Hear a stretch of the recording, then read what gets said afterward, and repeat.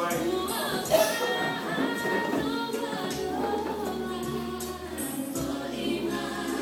give her a round of applause. She looks so pretty.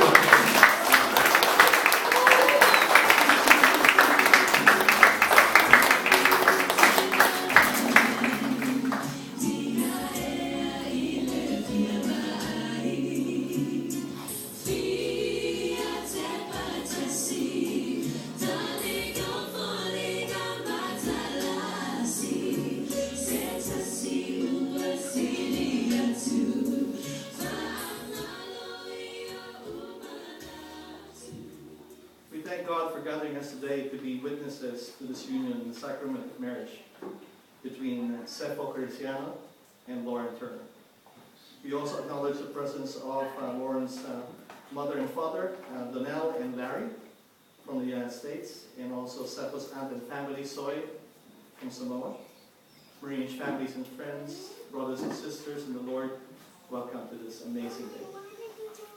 But first I have to ask a question. Who gives the bride away today?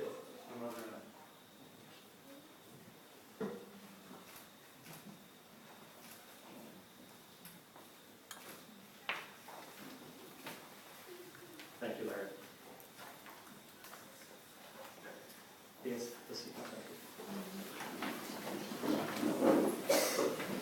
handsome couple, isn't it?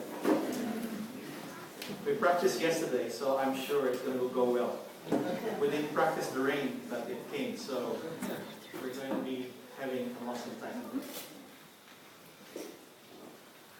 In Genesis chapter 2, verse 18 to 24, the Lord said, "It is not good for man to be alone." This is the first time the Lord spoke that it is not good. All of creation, He said, it was good. And this time He says, it is not good for man to be alone. I will make a helper suitable for him. And then the man said, I think when he saw Eve, said, "This is now my bone of my bones and flesh of my flesh. She shall be called woman."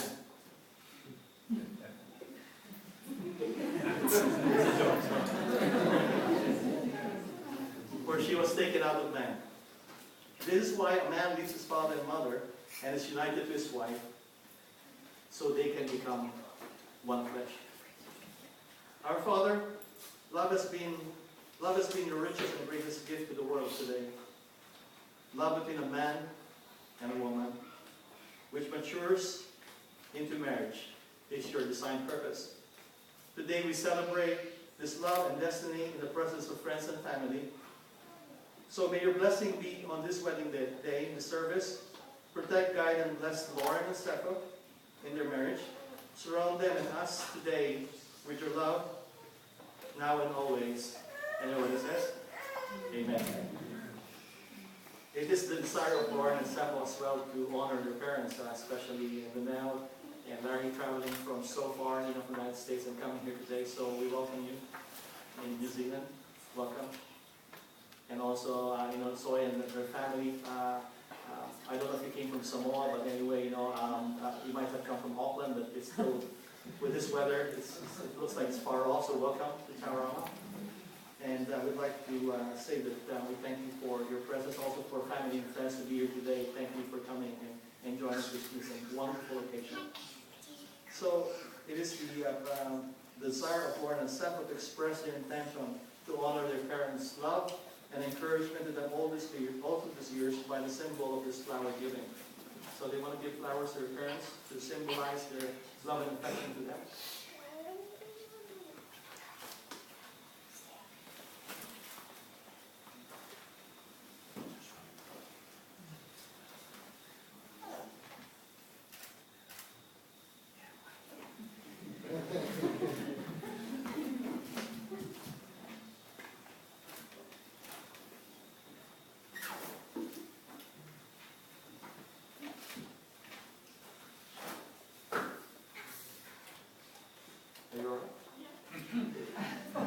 Breathe, bro. That's right.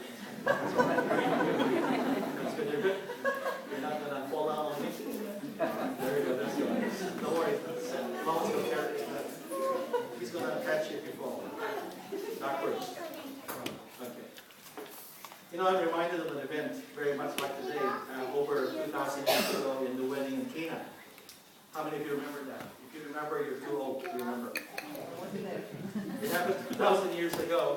And this was the first miracle that Jesus done, done in his first time miracle. He turns water into wine. Wow. How much bottles do we have today here? Not that many, Sefo says. But you know what? He does not turn water into wine in just one bottle. He turned 700 liters of wine, water into wine. 700 liters. That's amazing. That's 180 gallons of wine that day. And it's the best vintage wine anyone could have ever tasted. The Apostle John wrote about this as a testament, I believe, to God's importance to the validity and sanctity of marriage. God ordained and invented marriage. He did. His purpose and intention for a man and woman to be joined together in one body, soul, and spirit, as was his good plan and desire. I am not an expert, nor am I a connoisseur when it comes to wine, but I know how a good wine tastes when it's properly blended. I started to ponder the process of winemaking, how it holds some similar process to that of making a great marriage.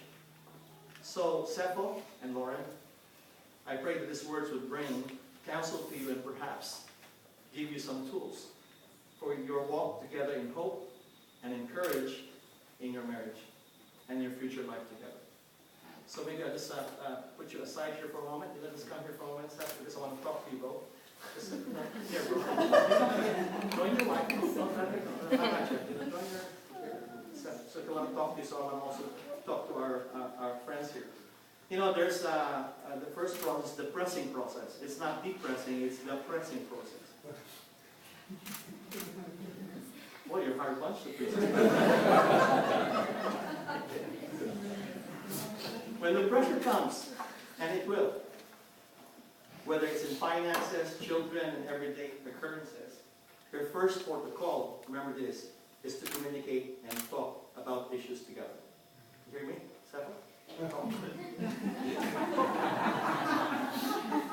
Husband and wives, how many times have we found ourselves arguing about the most ridiculous things? Especially while driving over here today. See, people are laughing because I know some of you argued coming over here today. And the most, and that if we just thought about it, never needed us to display anger or become combative at times. You know, I remember in my wife and I, for instance, and we get in the car, that's why I bought myself a GPS. Because it's good for our marriage. A GPS is good for our marriage, especially when we're traveling. But in my marriage, right, I always have the last word. Sefo, you remember this? You have the last word in your marriage. And you know what that is? It's yes, dear.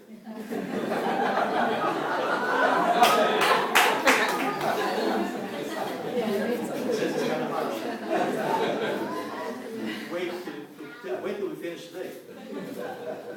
But hear me. Never let silence be a weapon. Only when withholding a sharp word that can wound. Carry each other's burdens and decide things together. Do not let the pressures of life dictate your destiny. Let the pressing process of God's design only dissipate from you, only that which needs to be expelled. Retain the good that would enhance the love and the life of God intended for you both to have. Love each other with words that would fit and not bring down. Now we go to the fermenting process. So after the pressing, now we go to the fermenting process. After the honeymoon stage and the sweet smells of roses fades away, and it will, and you will see each other's clay feet. Activate the love that you profess today. What do I mean by that? By acting upon it. Accept each other's faults and always extend forgiveness immediately without reserve.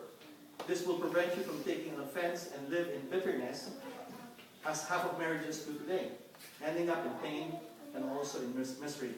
But let me say this to you, not so with you. As the process of fermentation happens, let it bring you together, not apart.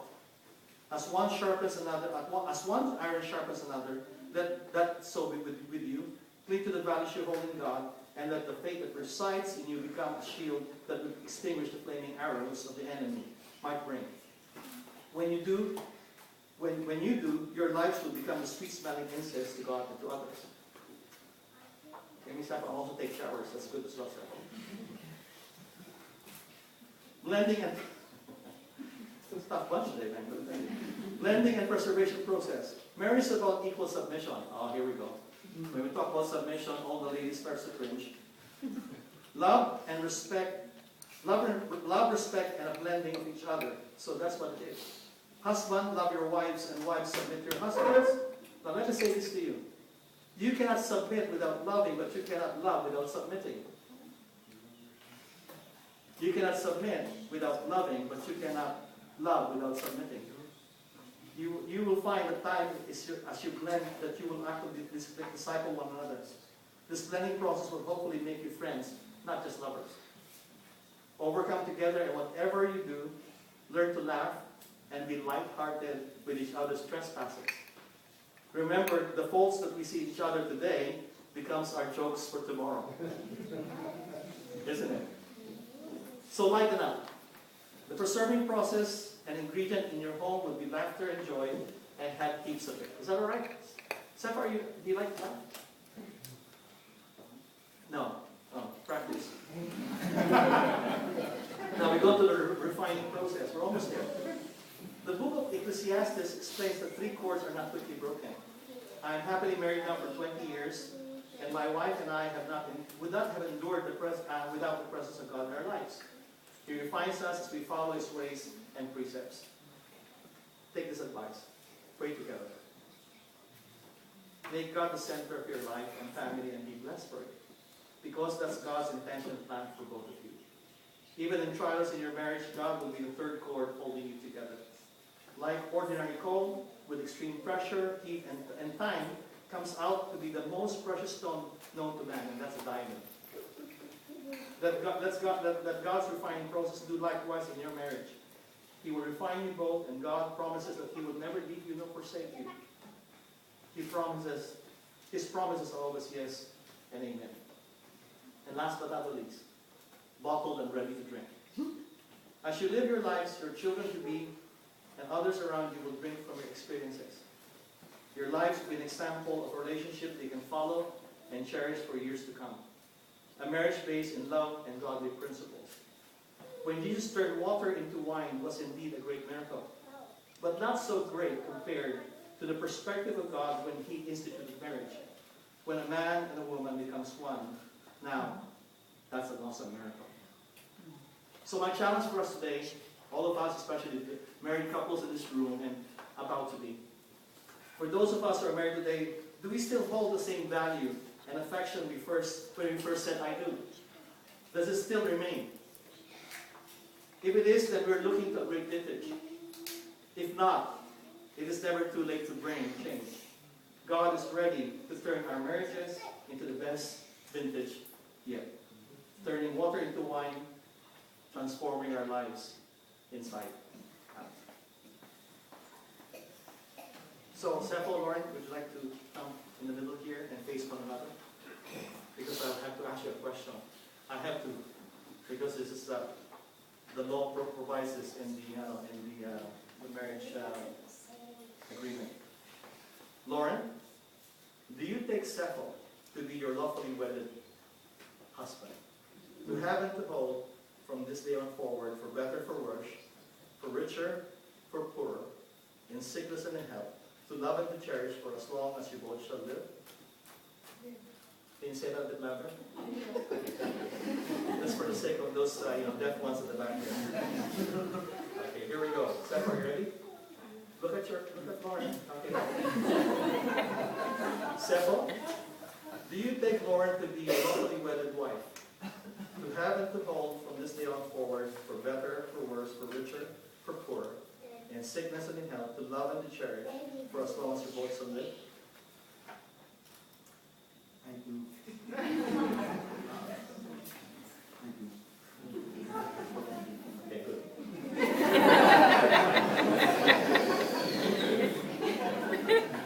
Now, we have the vows here that we have prepared, so I'm going to read it and then let, I think I'm going to start with Lauren. We're going to exchange of vows. Is that all right? So you might need to speak